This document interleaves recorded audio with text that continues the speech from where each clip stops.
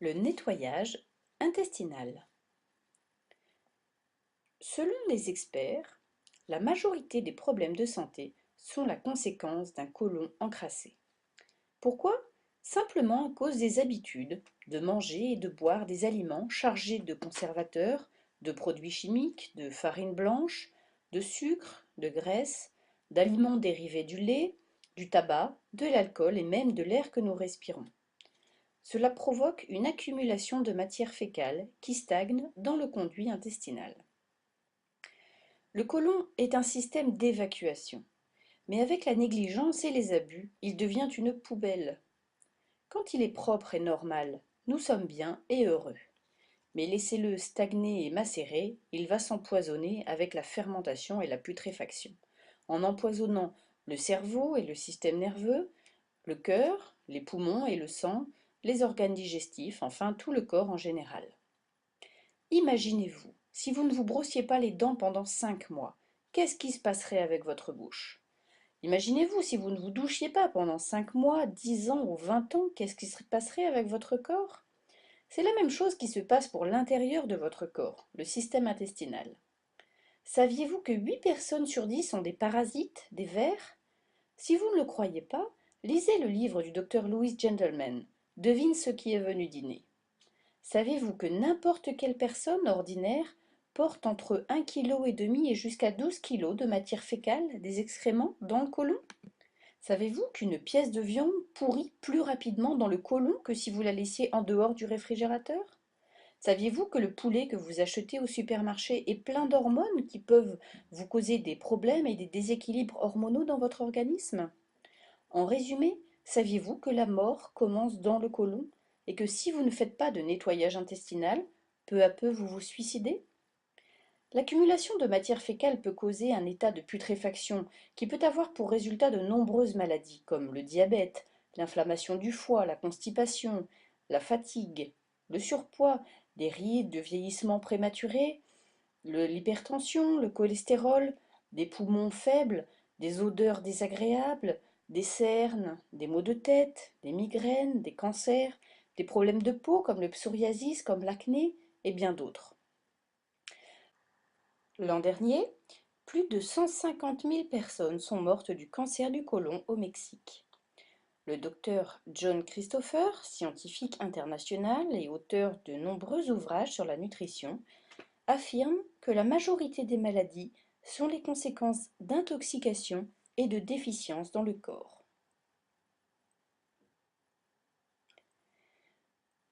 Le narrateur va raconter donc ce qui lui est arrivé, il y a près de 10 ans en arrière.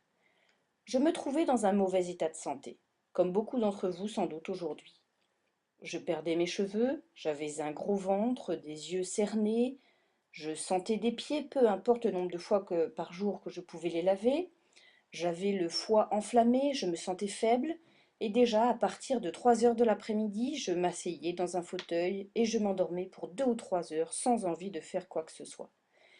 Alors j'ai fait ce que beaucoup font. J'ai appelé mon médecin qui m'a immédiatement fait entrer à l'hôpital pour faire une série d'examens.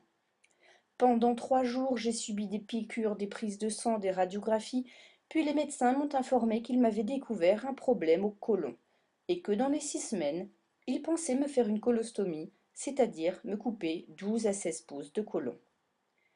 Bouleversée, je suis rentrée à la maison, et un après-midi, 2 jours après, je pensais même à me tuer.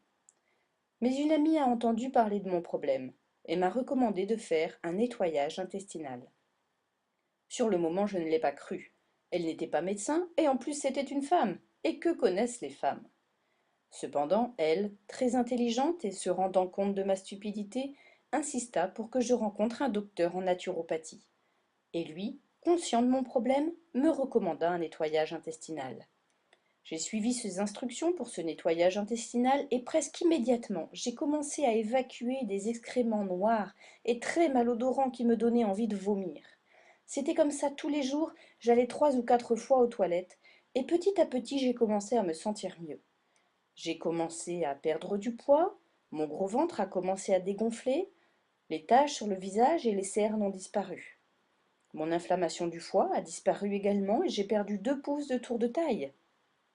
Quand je me suis présentée à l'hôpital 6 semaines plus tard pour l'opération, j'ai insisté pour que les docteurs me refassent des radios et des examens, ou sinon je refusais qu'ils m'opèrent. Ils étaient très réticents, mais ils l'ont fait. Et ils ont découvert, avec une grande surprise, que j'avais le côlon le plus propre et le plus sain qu'ils avaient jamais vu, et qu'en conséquence, je n'aurais pas besoin de l'opération. Quelques jours après, j'ai été étudiée avec ce docteur en naturopathie, et j'ai vu de mes propres yeux de nombreuses personnes qui avaient pu cesser leurs injections d'insuline, des gens qui avaient été paralysés et qui remarchaient, des malades du cancer qui avaient guéri, etc. En réalité, nous ne sommes pas seulement ce que nous mangeons, mais aussi ce que nous digérons et éliminons. Souvenez-vous, tout ce qui rentre ne ressort pas forcément. Il faut se souvenir que tout ce que nous mangeons, il faut le digérer et l'éliminer en 24 à 32 heures. La constipation chronique augmente le risque de cancer du sein chez la femme. Souvenons-nous que le corps n'est pas sain s'il n'est pas propre à l'intérieur. Mettre des médicaments et des aliments dans un corps sale, c'est comme manger dans une assiette sale. Le fameux docteur V.I. Irons, un spécialiste reconnu du côlon, dit la chose suivante. Selon moi, il n'y a pas plus d'une seule maladie. Et cette maladie, c'est l'auto-intoxication, le corps s'empoisonnant lui-même. C'est la porcherie dans notre système qui nous tue. Je suis convaincue qu'à moins que vous ne nettoyiez votre côlon, vous ne serez jamais en bonne santé. Nous sommes comme une voiture. Vous n'achèteriez pas une voiture neuve, puis ne jamais lui changer l'huile. Alors pourquoi ne faites-vous pas également la vidange de votre organisme? Souvenez-vous, peu importe combien de fois nous lavons la carrosserie de la voiture, si nous ne changeons jamais l'huile du moteur, avec le temps, le moteur va se détraquer. C'est la même chose avec notre corps. Tous les jours, quand nous nous levons, nous nous douchons et lavons l'extérieur du corps sans jamais nous occuper de le nettoyer à l'intérieur.